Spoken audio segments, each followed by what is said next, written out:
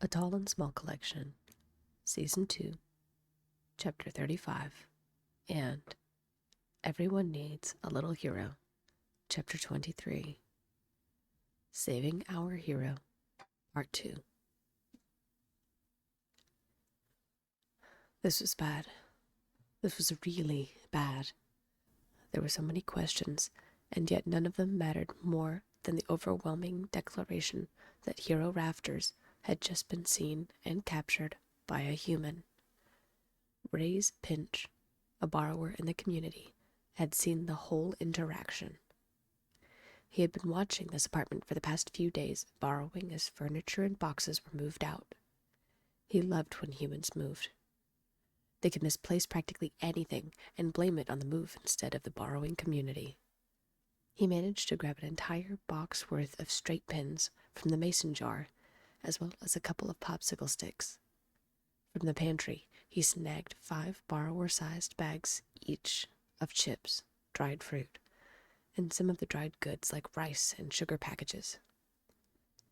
He had returned to watch from above because he heard the humans fighting with who he assumed was the daughter. Something about not wanting to move and leaving behind friends and a guy she was interested in. How dull.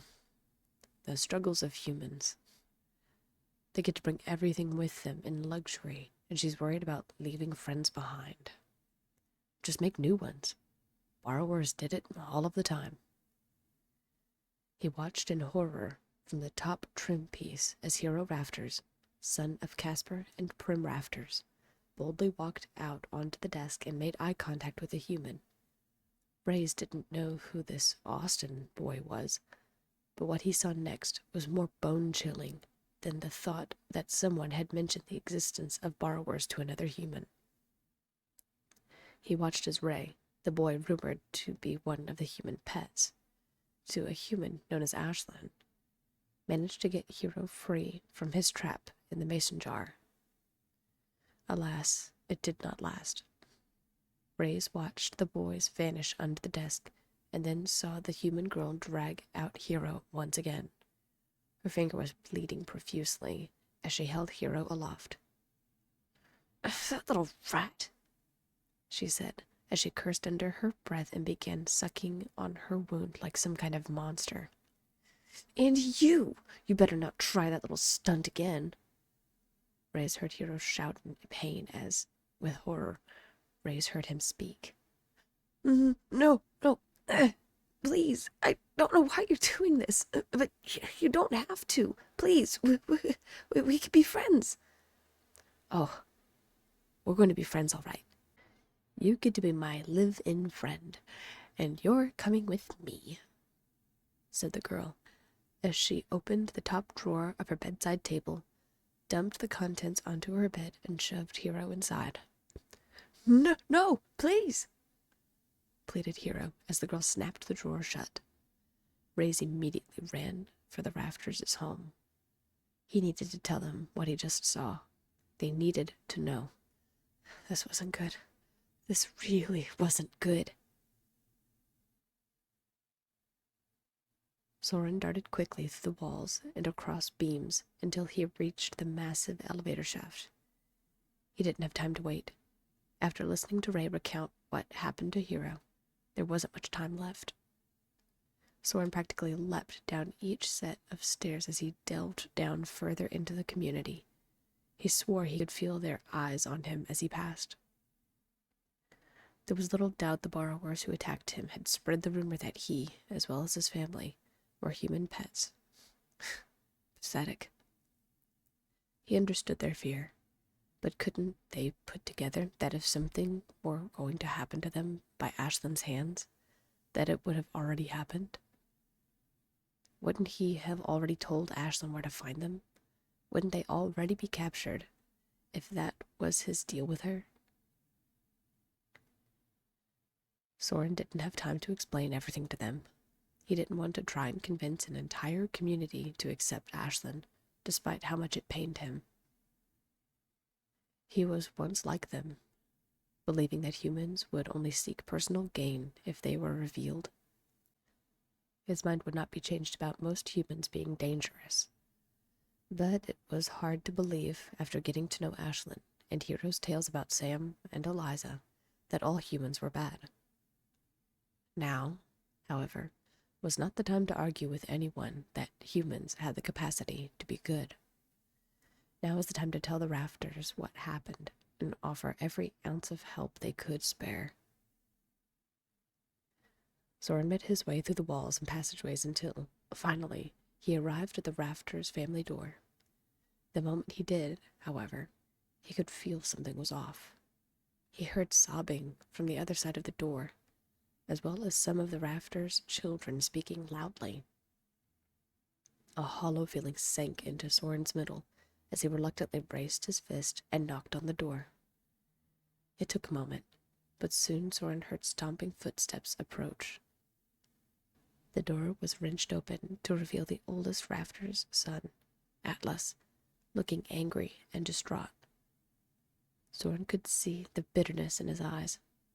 There was something loathing there as he looked at Soren, obvious tear stains on his cheeks and in his eyes. From just behind Atlas, Soren saw Casper sitting at the table, hunched over and his head in his hands. Prim, their mother, had collapsed onto their borrower-made sofa, sobbing and muttering hopeless nonsense that Soren couldn't quite understand. Callie, Tyron, and Winnie were all at their mother's side, tears streaking their faces too. Soren also saw another borrower, who he had seen in the community, standing just in front of Casper. But Soren couldn't recall his name in the moment.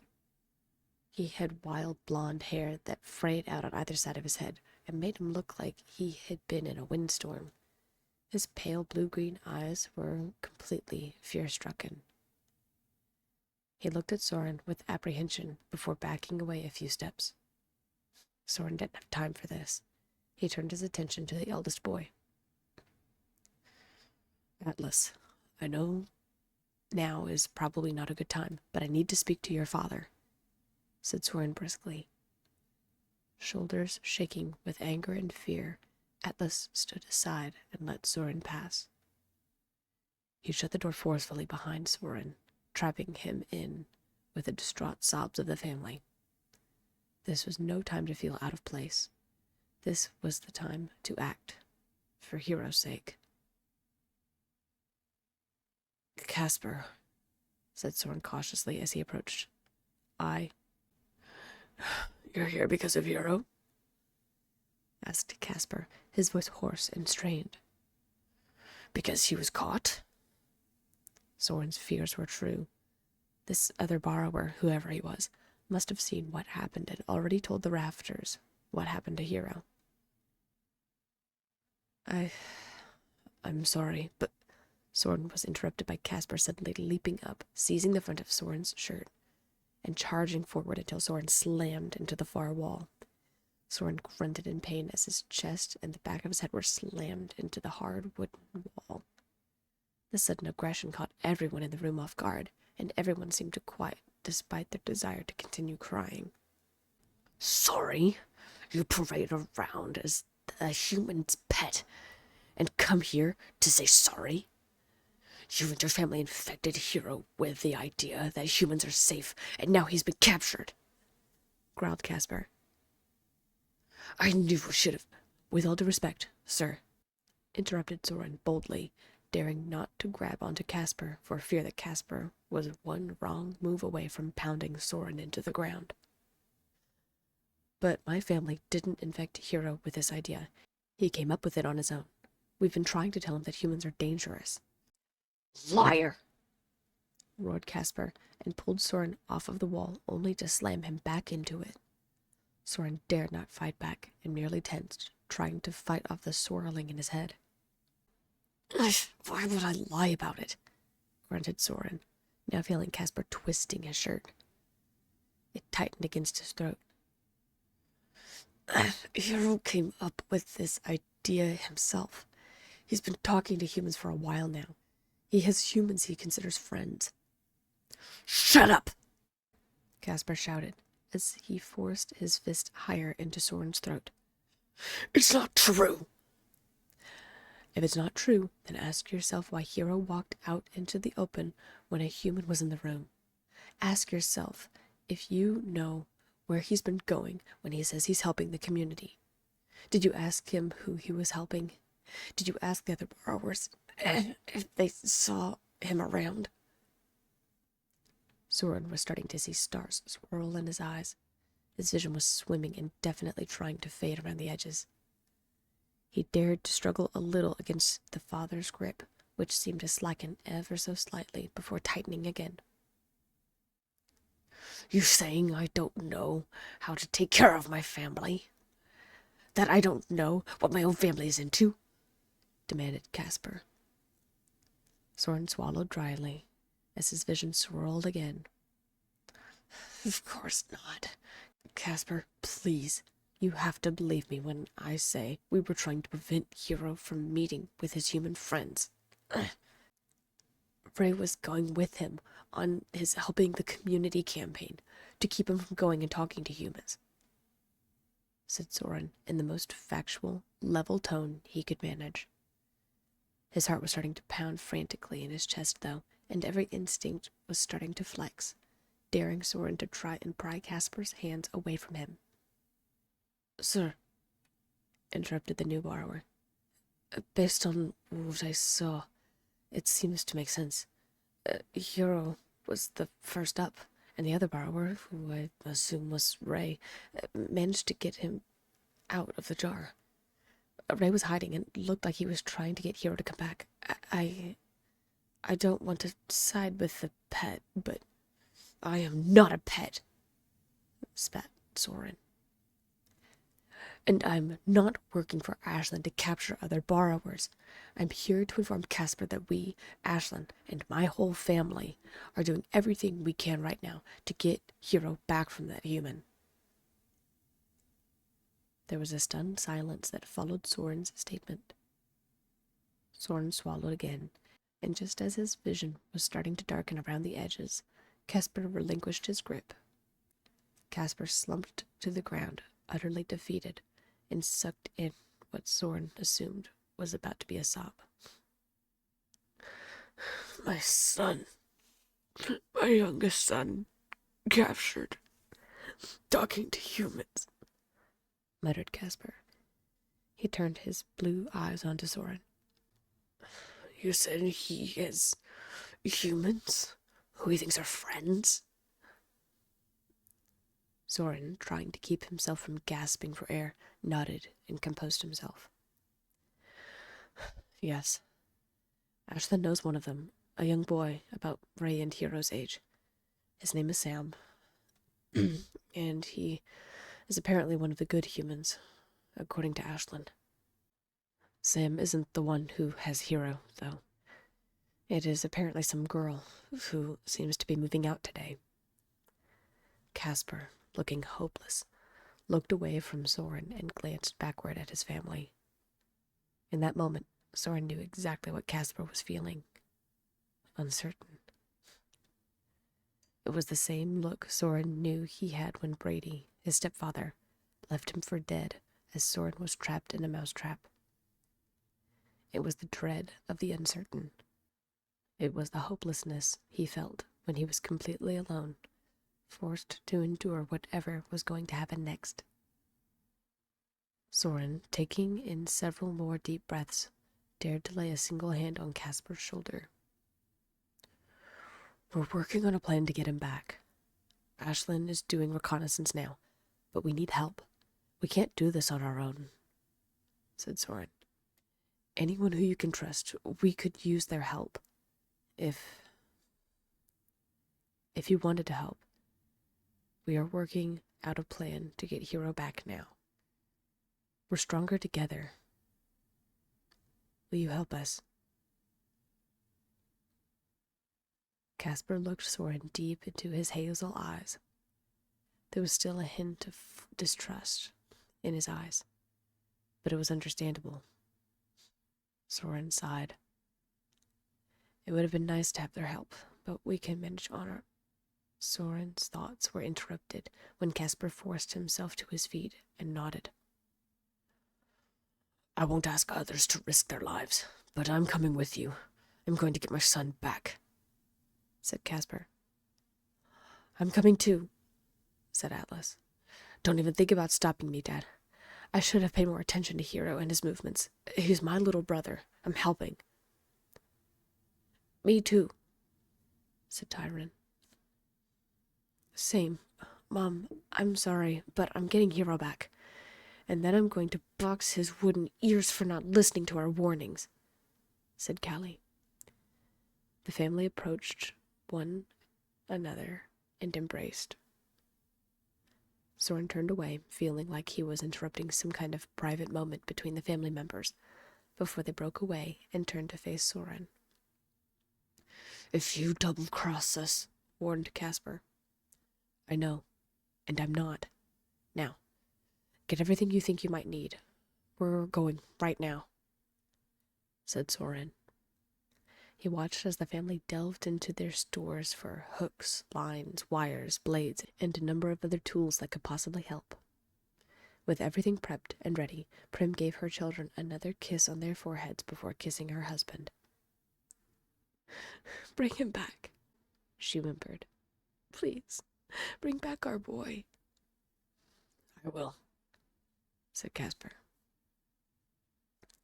With that, Casper and his oldest 3 children followed faithfully and silently behind Soren. Some of the borrower community saw them walking together, but many of them dared not approach. The air around Soren and the Rafters family seemed to chill their surroundings. There was a sense of determination filling them as they marched up the stairs and into the hallways leading to Ashlynn's home.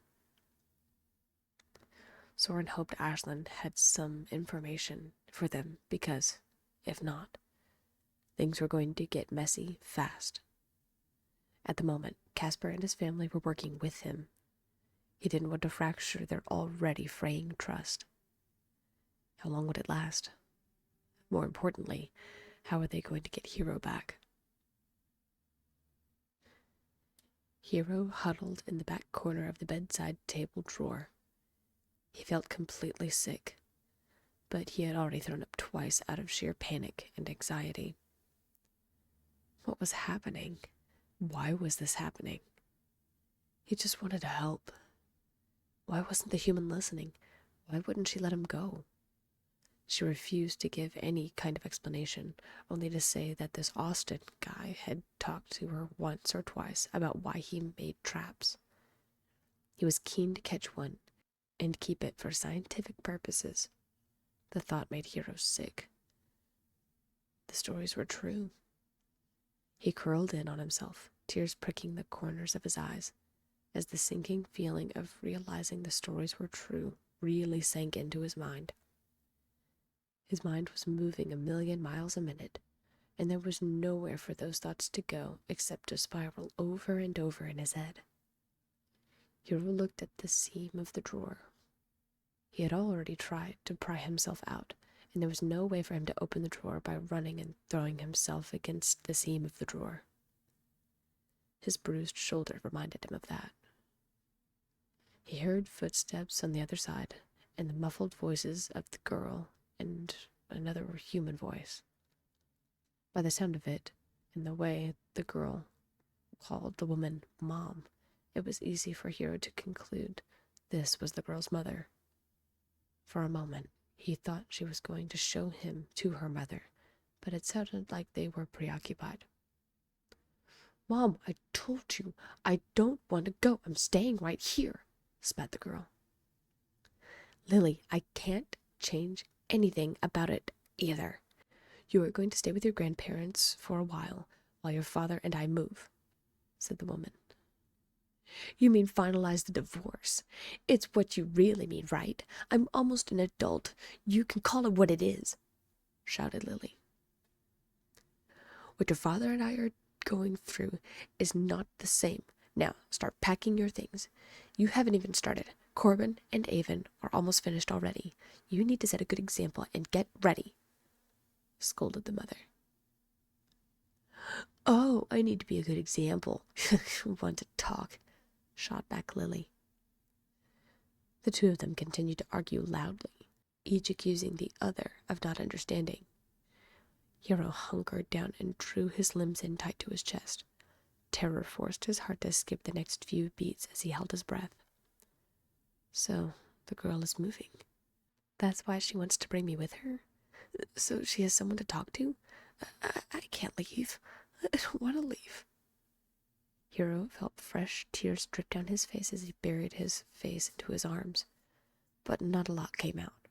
He felt exhausted and dehydrated, mouth dry and feeling like sandpaper. The two continued to fight while he cowered in the back corner. Hero knew he needed to work on an escape plan. He knew he needed to try and fight his way out. But Hero couldn't summon the energy to even stand. He felt drained and hopeless. Everything he thought and everything he believed, that humans would never actually try and trap a borrower and turn them into a pet once they knew they were sentient, was wrong. What else was he wrong about? Were people really not as good as he thought? Who else was like Lily, ready to change on a dime? Ashlynn stood outside in the lobby and watched as movers negotiated the main doors. She made the excuse that she was waiting for a delivery herself and kept holding the door open for the movers. In the meantime, she paid attention to who was going in and out of the building. Based on what Ray said, Ashlynn had a good idea of what the girl looked like, even if she didn't have a name. She could still be on the lookout. With each passing moment, Ashlynn felt sickness plaguing her. What was Hero going through? Was he all right? Was there anything else they could be doing to rescue him? Ashlynn's head was spiraling out of control when something caught her attention. Oh, hello, Miss Ashlynn. Ashlynn looked over to see Sam exiting the elevator. It looked like he had a key in his hands. Most likely, he was helping out with his chores and retrieving the mail. His bright smile was a momentary distraction, but Ashlynn suddenly felt as though she had been punched in the gut. Sam didn't know about Hero. He didn't know what kind of danger his friend was in. For a moment, Ashlynn thought about disregarding her notion to tell Sam when a brilliant thought came to her. Sam could help get Hero back. Yes, it would require her telling Sam that his friend was in danger, but Sam could also be a perfect lookout. She was recruiting, after all. He could ride in the elevator and warn if someone matching the description Ray gave came into the elevator. Ashlynn watched as Sam continued to the mailroom, and, as he did, Eliza rounded the corner to her own mailbox. Sam managed to dodge out of the way before addressing her in his sweet voice. Hello, Miss Eliza, said Sam. Oh, hey there, Sam. Sorry, did I almost bump into you? Asked Eliza, withdrawing her white stick and bringing it closer to her body. Nope. No, ma'am. I just thought I'd say hello and see how you were doing, he chirped. Ashlynn couldn't believe her good fortune. This was absolutely perfect. Eliza and Sam both knew about Hero, and both would care that he was captured and needed help.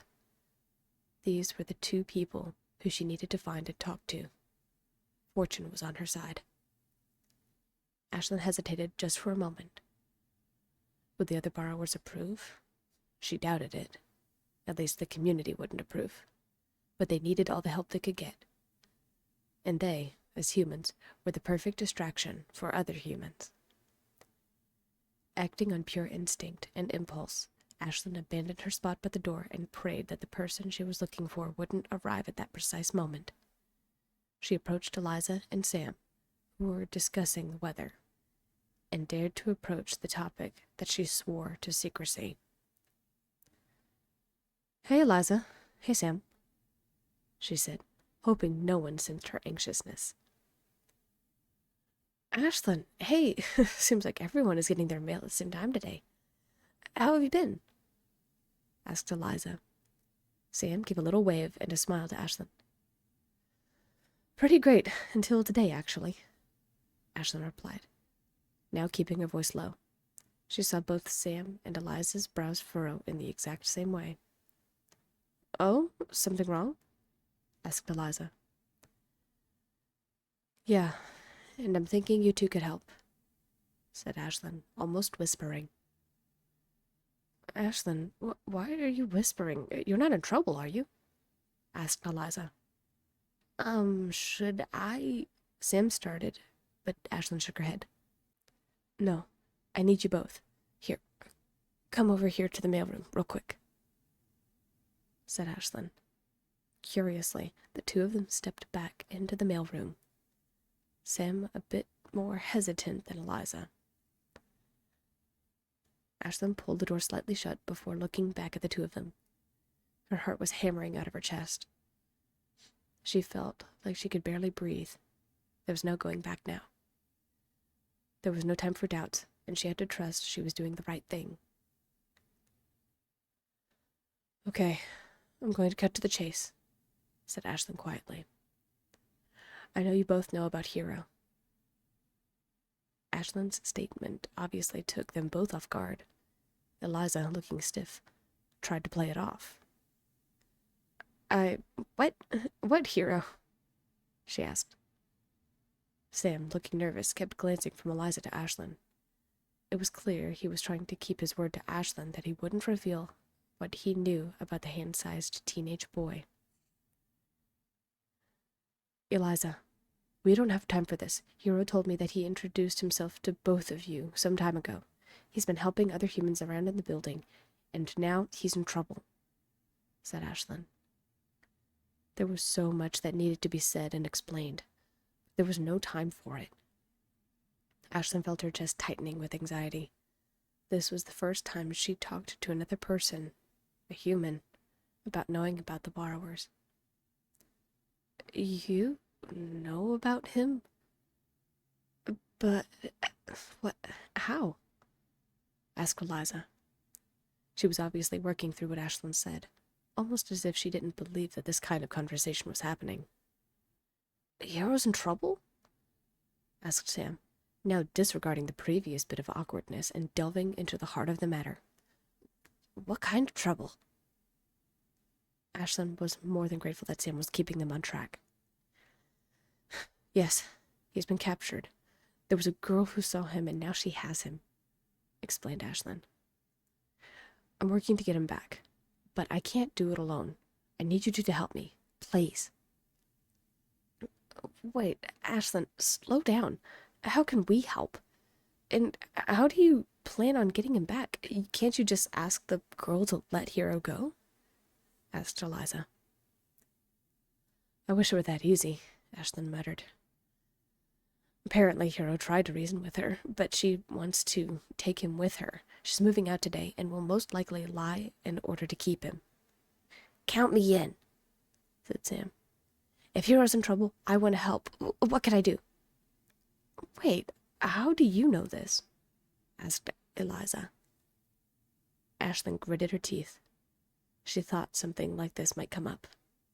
Taking a partial breath, she decided to be just obscure enough while also telling the truth.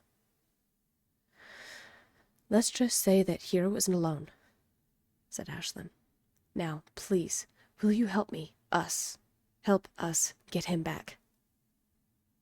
Hey, I said I'm in. What can I do? Asked Sam. All right, I'm in too. What's the makeshift plan? Asked Eliza. Thinking on the fly, Ashlynn came up with the first thing that popped into her head. Sam, you have your phone, right? I need you to ride in the elevator and let me know if you see a girl who is older than you, but younger than me. She was wearing a lot of makeup and will most likely be carrying something that will be big enough to carry Hero. When that happens, Eliza needs to run interference. Find some way to distract them and keep them in the building. I'll be down as soon as possible to try and help. Wait, then where are you going? Eliza asked. I'll be right back. I have to give an update, and then I'll be right back looking for her, okay? Ashlynn said. The two of them nodded after a moment of consideration. Good. Then man your positions, and I'll be right back. Sam, here's my number. Plug my number and Eliza's number into your phone. Call us immediately if you see someone, okay? You got it, said Sam, looking more determined than ever. Eliza went back to her apartment to get some supplies, undoubtedly ready to stumble out of her apartment and spill everything to distract anyone going through. Sam and Ashlynn rode the elevator up to her floor as she darted back to her apartment. She hoped Soren would be understanding that she roped them in. They needed help, and there were no better people to ask than these two. The main question now was how they were actually going to get Hero back. Soren and the others marched forward through the wall and over the beams to get to Ashlynn's apartment. It seemed like the most logical choice to make it there before proceeding. At any rate, they needed Ray to tell them where to go and how to get to the right apartment. Soren felt a terrible guilt, knowing he would be subjecting his youngest brother to this horror once again. It felt like the incident with Dorian's friend all over again. But they had all been close and managed to get his friend back before anything terrible happened. Now, it sounded like this human could be leaving any second with Hero, and if that happened, he would be gone forever. None felt the gravity of the situation more than the Rafters, especially Casper. His mind swirled with every terrible notion and the pain of his child being in pain and danger. How could he have not known what his son was up to? How did he not realize that Hero had been talking to humans for so long? What kind of father was he to not know what was happening with his youngest son? What kind of example was he setting? What were his children thinking of him now? No, that didn't matter now. What mattered was getting Hero back home, safe and sound. Soren continued to lead the way silently until, finally, they reached the permanent line that led down into the kitchen, Ashlynn's kitchen. He quickly descended the line and touched down just inside of the wall. To make room for the Rafters family, Soren went ahead and stepped out onto the counter. Just as he did, he heard the front door close and the sound of footsteps. "Ashlynn?" Soren called. "Soren, you're back." Ashlynn returned the call. "Boys, do you want to come over to the counter?" Soren heard a faint yes that was undoubtedly from Ray. There was a slight pause before Ashlynn rounded the corner with Soren's brothers and daughter cupped carefully in her hands. "How did it go? Did you talk to the Rafters? Do they know?"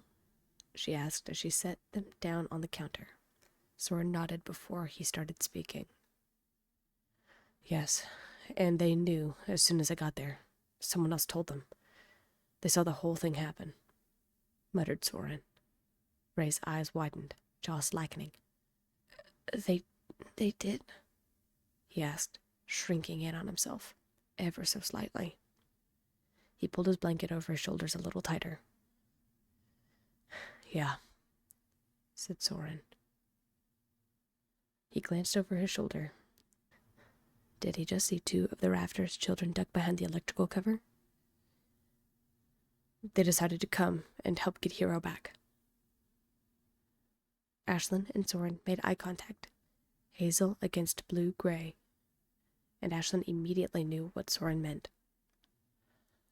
"Oh, right. Okay, well," Ashlynn stammered. "Well, I have a bit of news of my own." "Yeah?" Soren asked. Ashlynn nodded before glancing at the electrical cover and then back to him. "Okay, Soren, I don't want you to be angry, but I got a little bit of help," Ashlynn said quietly. Soren's eyes widened. He suspected this was coming. That's what she went downstairs to do. At least hoped to do. But he wasn't sure the Rafters, who were mere inches away, were prepared to hear something like this.